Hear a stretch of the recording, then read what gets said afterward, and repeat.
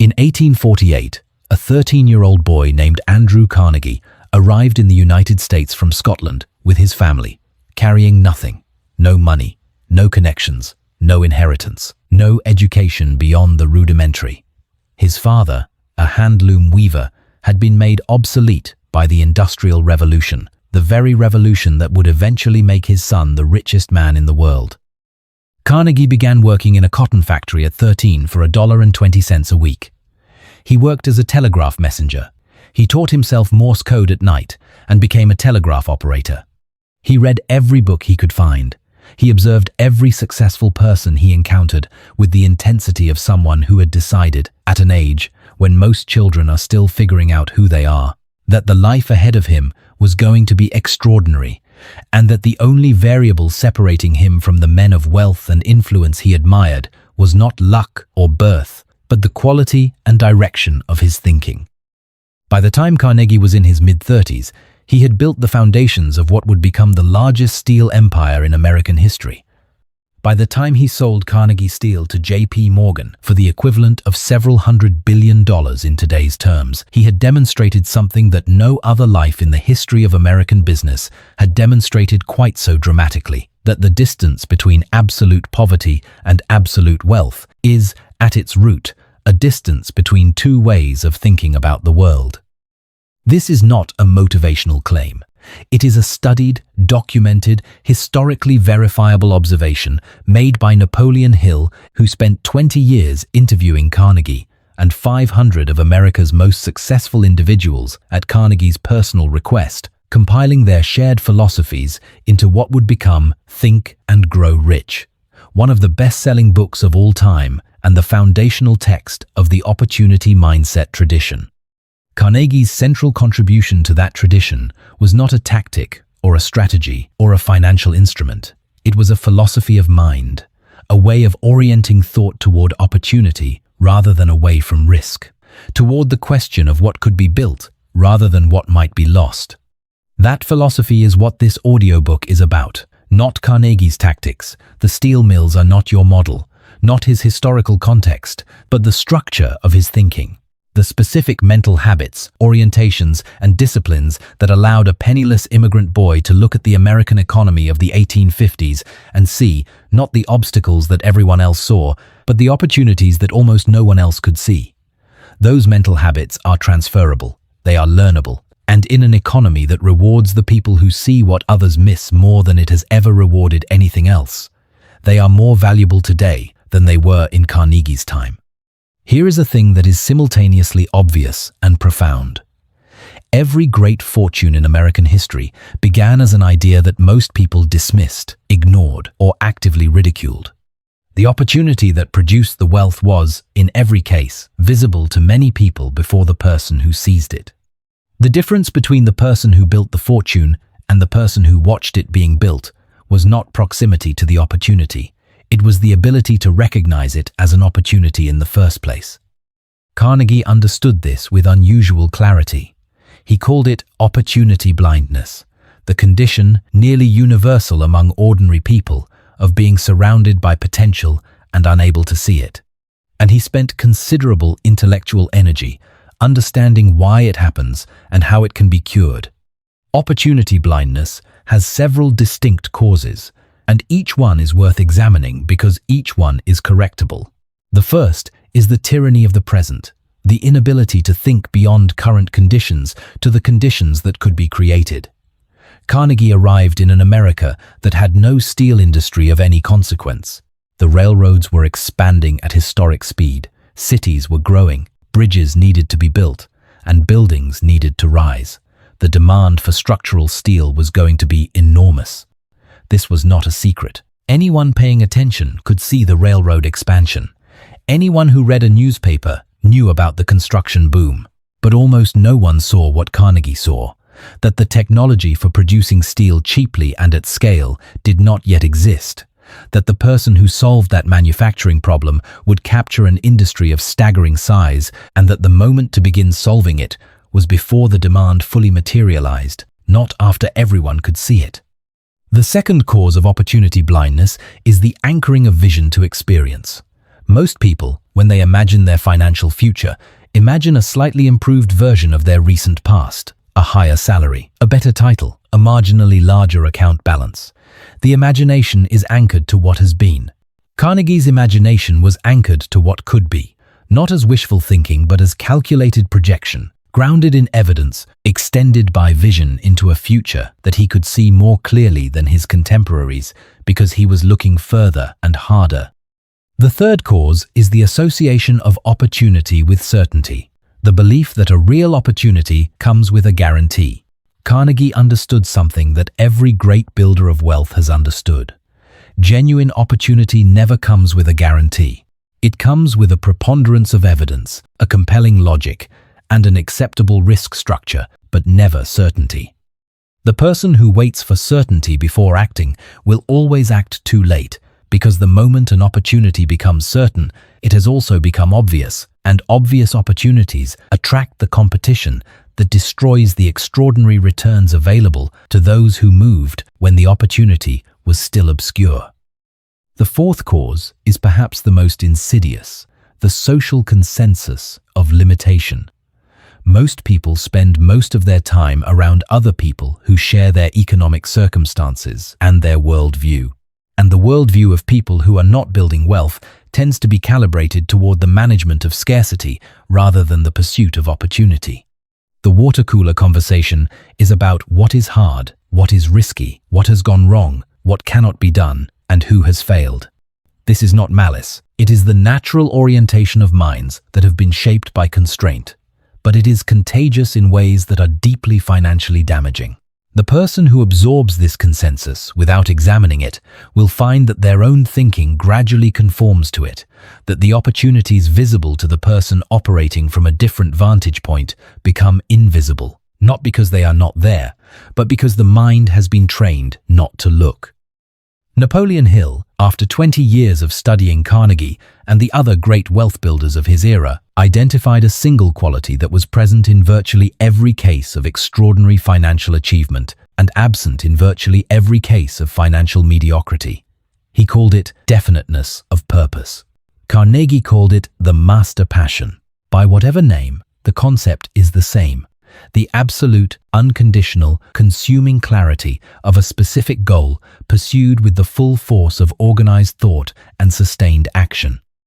This is different from wanting something. Everyone wants financial security. Everyone wants freedom. Everyone wants a better life. Wanting is passive.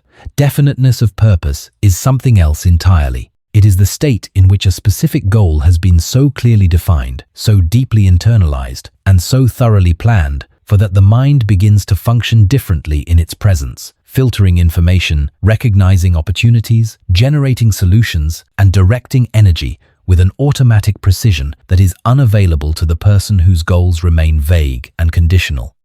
Carnegie's purpose, formed before he had any of the resources to pursue it, was to build the greatest industrial enterprise in the world, not a successful business, not a comfortable living.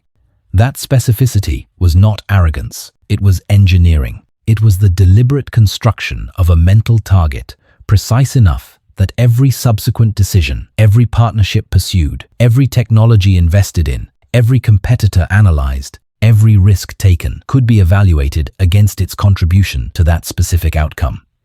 Vague goals produce vague decisions. Specific goals produce specific actions, calibrated to a specific destination, executed with a coherence that vague ambition can never generate.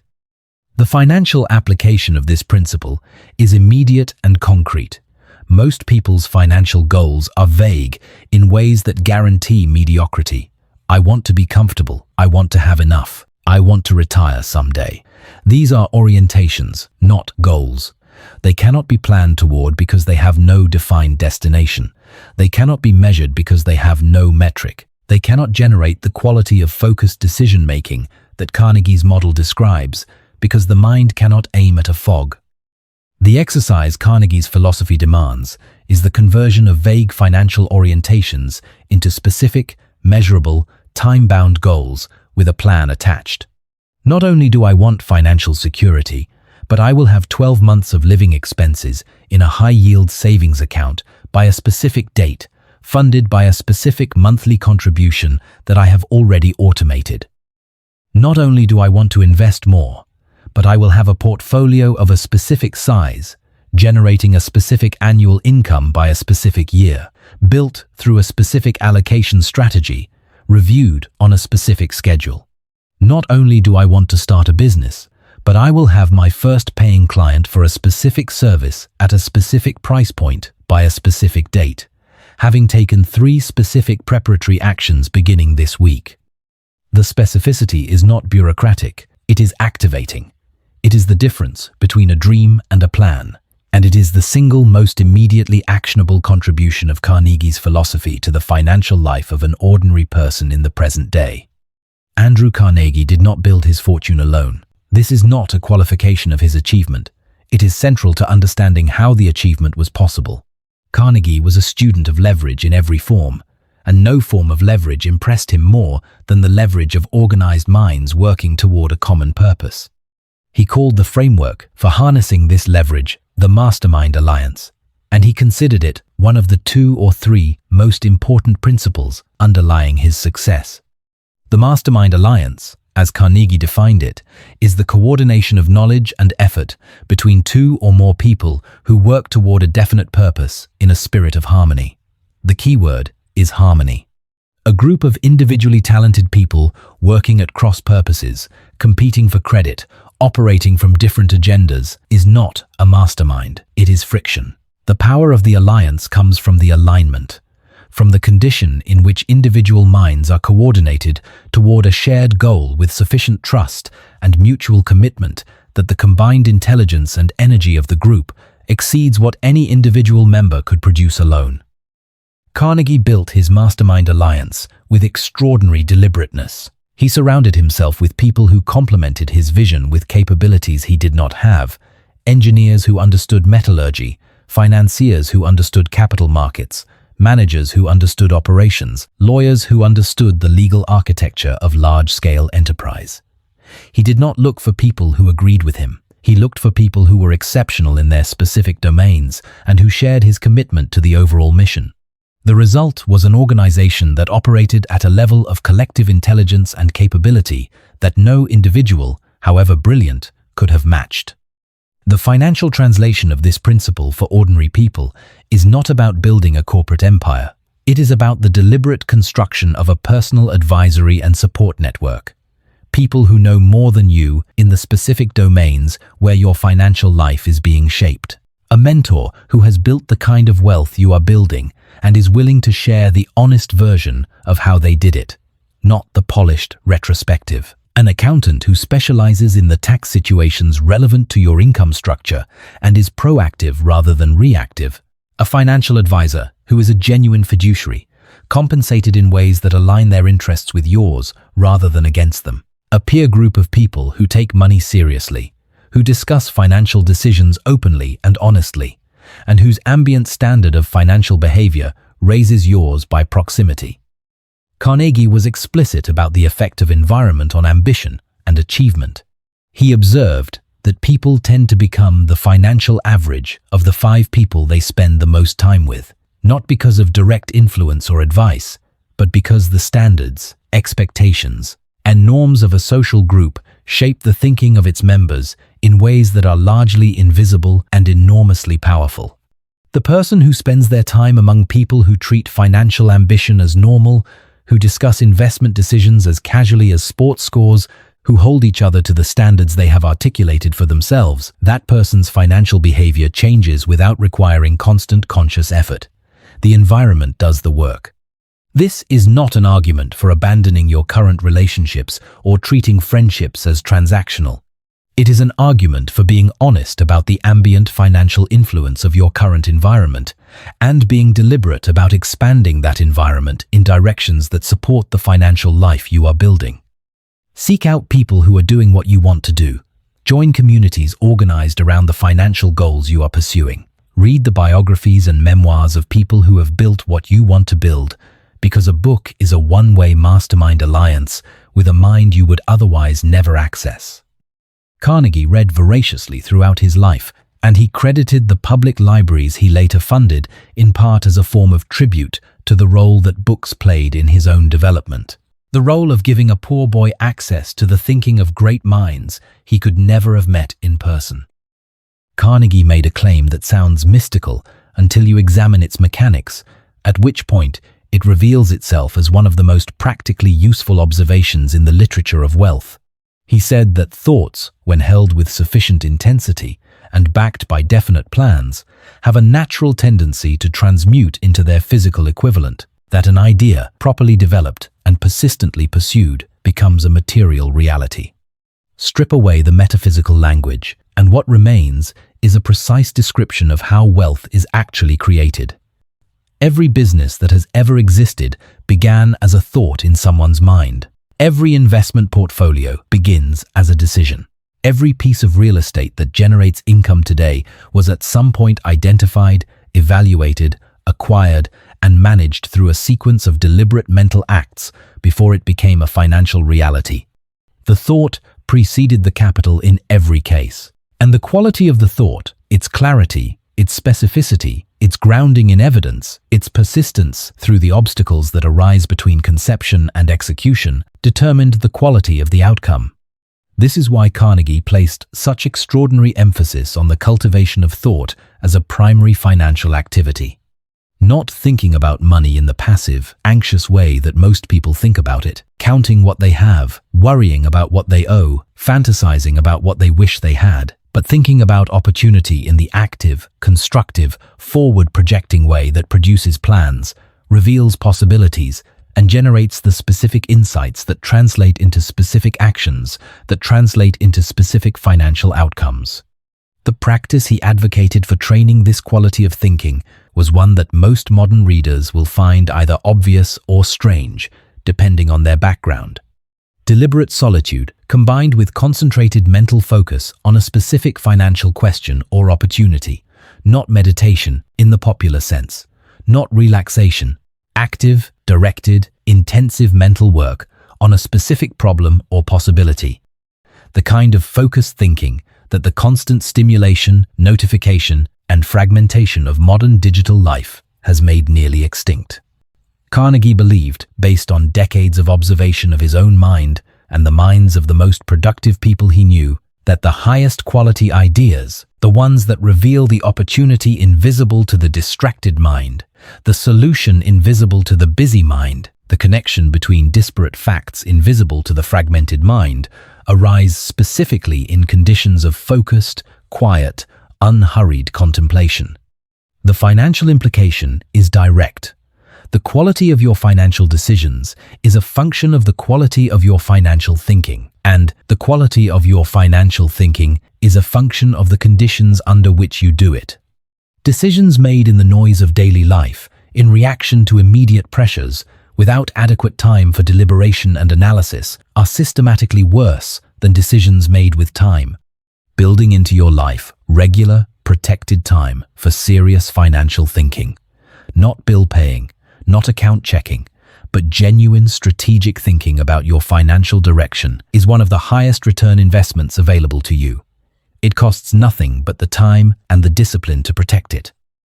Carnegie's most financially consequential mental habit was one he developed deliberately and refined continuously across a career that spanned some of the most dramatic economic transformations in American history. It was the habit of seeing emerging trends before they became obvious, positioning his capital and his effort in alignment with those trends before the competition arrived, and building structural advantages that became increasingly difficult to challenge as the trend matured. He saw the railroad expansion of the 1860s and recognized that it would create an insatiable demand for iron and then steel. He saw the Bessemer process, a new method for producing steel at scale, and recognized that it would make the existing iron industry obsolete and that the person who built the largest, most efficient steel operation using the new process would own the market. He saw that scale itself was a competitive weapon, that a steel operation large enough to drive its cost per ton below any competitors could not be undercut on price, and that no competitor could survive a sustained price war against a low-cost producer at Carnegie's scale. Each of these insights was available to anyone paying attention. The railroads were not a secret. The Bessemer process was publicly documented. The economics of scale were not proprietary knowledge. But Carnegie combined these visible facts into a strategic vision that most of his contemporaries were simply not thinking at the level to see. This is the nature of opportunity in every era. The information that reveals it is usually available. The trend that signals it is usually visible to anyone who looks. What is not universal is the quality of attention brought to the information, the breadth of framework used to interpret it, and the willingness to act on an insight before it has been validated by the majority. Carnegie called this the habit of looking around corners, the discipline of asking not what is true now, but what will be true next. Not what the market rewards today, but what it will reward in 5 or 10 years. Not what skill is valuable in the current economy, but what skill will be scarce and highly compensated in the economy that is emerging. In the present American economy, the habit of looking around corners produces a different set of insights than it did in Carnegie's era. The specific industries and technologies are different, but the mental discipline is identical.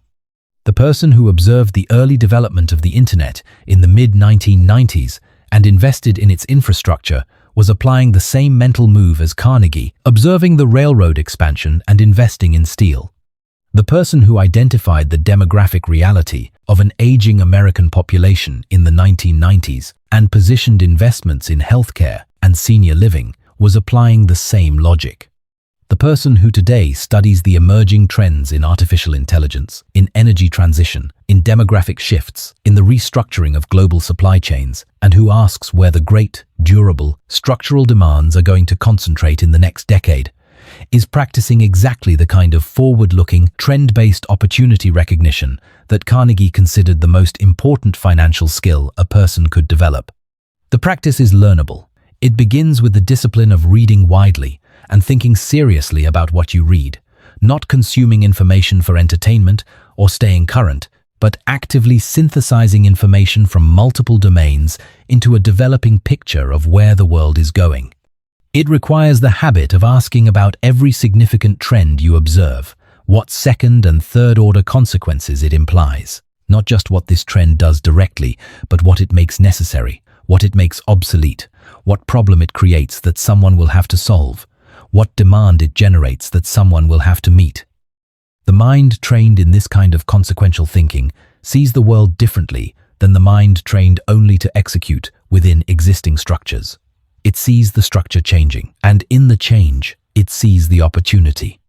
Carnegie's philosophy of wealth contained a dimension that is frequently omitted from discussions of his financial thinking, and its omission produces a distorted picture of what he actually believed and practiced. Carnegie did not believe that the accumulation of wealth was an end in itself. He believed it was a means, and specifically, a means of maximum utility only when the wealth was eventually returned to society in ways that created permanent, structural value rather than temporary relief. His Gospel of Wealth, written in 1889, argued that the wealthy person who dies with their fortune intact has wasted their stewardship. The proper role of the person who has accumulated extraordinary capital through the leverage of society's labor, infrastructure, and markets is to return that capital to society in forms that expand opportunity, create institutions, and address the structural causes of poverty rather than its symptoms. Carnegie gave away the equivalent of several $1 billion in today's terms to public libraries, to universities, to foundations, to scientific research. And he did it not as charity in the conventional sense, but as the completion of what he considered the full cycle of productive wealth. The financial lesson here is not that you should give away everything you accumulate. It is something subtler and more immediately applicable. Carnegie's stewardship model rests on a premise about the relationship between wealth and responsibility that changes how the wealthy person thinks about money at a fundamental level.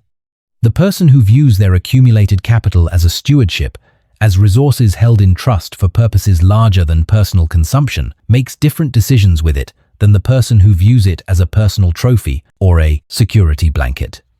They invest with a longer time horizon. They take fewer, purely speculative risks. They build institutions, businesses, foundations, investment portfolios, designed to outlast their own direct involvement. They think about the legacy their capital creates, not just the return it generates. This orientation, even held at the modest scale of an ordinary investor rather than a Gilded Age industrialist, produces measurably better financial outcomes over time.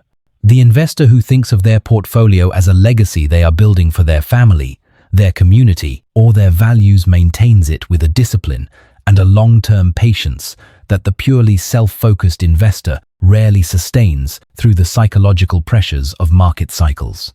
The business owner, who views their enterprise as a contribution to their community, as a vehicle for creating meaningful employment and genuine value, builds it with a quality of intention that translates into a quality of product and culture that the purely profit-motivated owner cannot replicate. Purpose, in wealth creation, as in everything else, is the fuel that sustains effort when motivation alone has burned out.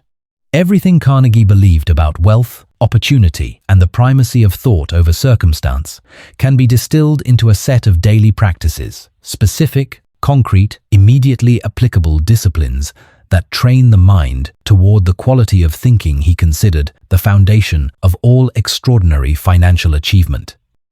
These are not inspirational suggestions. They are the operational habits of a mind oriented toward opportunity rather than away from risk.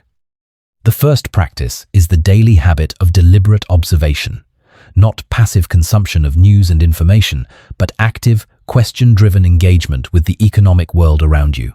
Each day, identify one trend, one industry development, one demographic shift, one technological change, one regulatory movement, and spend 15 minutes thinking seriously about its implications. Not just what it means today, but what it will require, what it will displace, and what problem it creates that the market has not yet solved. Carnegie read voraciously every day of his working life, not for entertainment, but for intelligence. He was looking for the next intersection of emerging demand and unsatisfied supply that represented the next opportunity. The practice of deliberate observation trains the mind to find those intersections automatically, the way a trained eye finds the detail that an untrained eye walks past. The second practice is the written articulation of financial goals with the specificity and completeness of a plan rather than the vagueness of a wish. Write down the specific financial outcome you are pursuing. Write the timeline. Write the mechanism, the specific actions, investments, and decisions that connect your current position to that outcome. Write the obstacles you anticipate and the specific responses you will deploy when they arise. Writing forces clarity in a way that mental resolution never does. It converts intention into commitment, and the commitment, revisited regularly, becomes the organizing principle that Carnegie's definiteness of purpose describes, the mental anchor that makes all subsequent decisions coherent rather than reactive.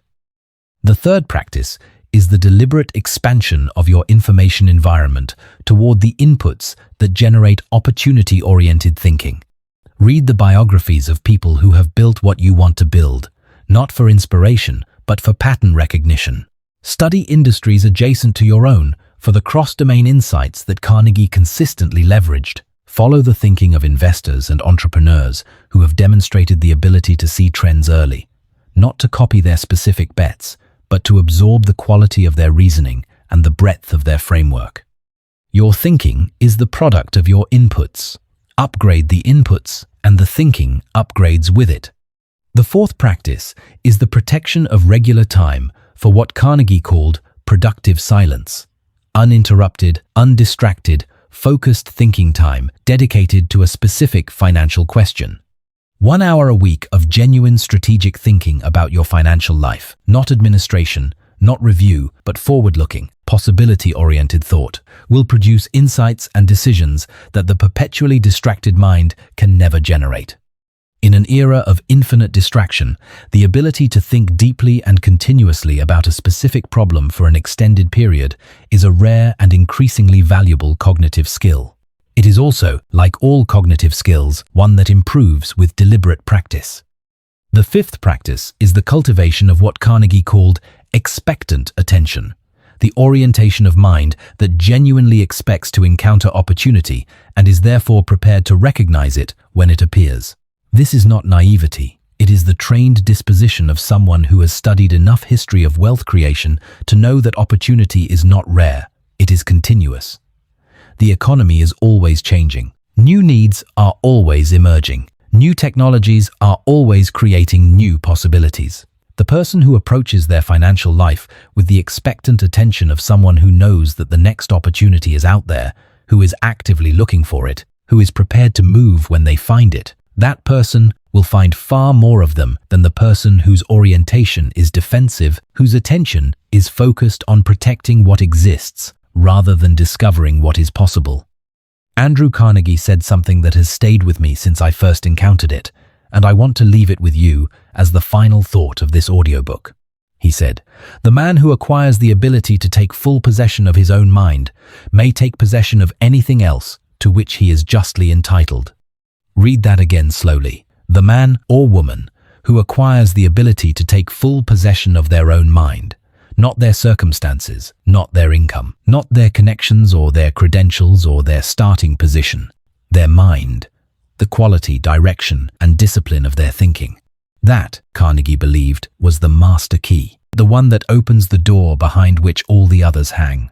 The poorest person in the world, in Carnegie's framework, is not the person without money. It is the person without a vision of what could be, without the mental discipline to pursue it, without the habit of looking at the world and seeing what it could become, rather than only what it is.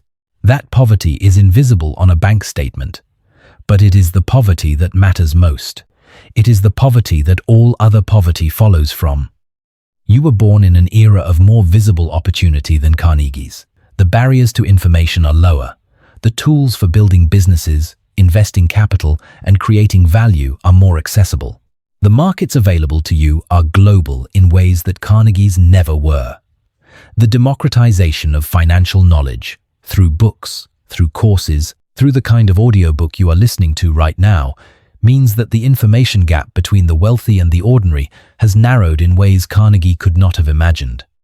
What has not changed is the gap in thinking. The gap between the mind oriented toward opportunity and the mind oriented toward limitation. The gap between the person who asks what could be built here and the person who recounts all the reasons it cannot be. The gap between the definiteness of purpose and vague hoping, between the mastermind alliance and the consensus of average expectations, between the habit of looking around corners and the habit of staring at what is directly in front of you. Carnegie closed that gap with discipline, with obsession, with the relentless cultivation of a quality of thought that the people around him, equally poor, equally disadvantaged, equally positioned at the same starting line, never developed. He did not get lucky, he got clear, he got deliberate, he got obsessively, precisely, expansively focused on a specific vision of what he was going to build and refused to allow his thinking to settle for anything less. You can do the same. Not at his scale. Scales are specific to eras and contexts and resources that cannot be replicated, but at the scale of your life, with your opportunities, with your mind. The thinking that built Carnegie's fortune is available to you. It has always been available. The question is whether you will use it. Start thinking differently today. The wealth follows the thought. It always has.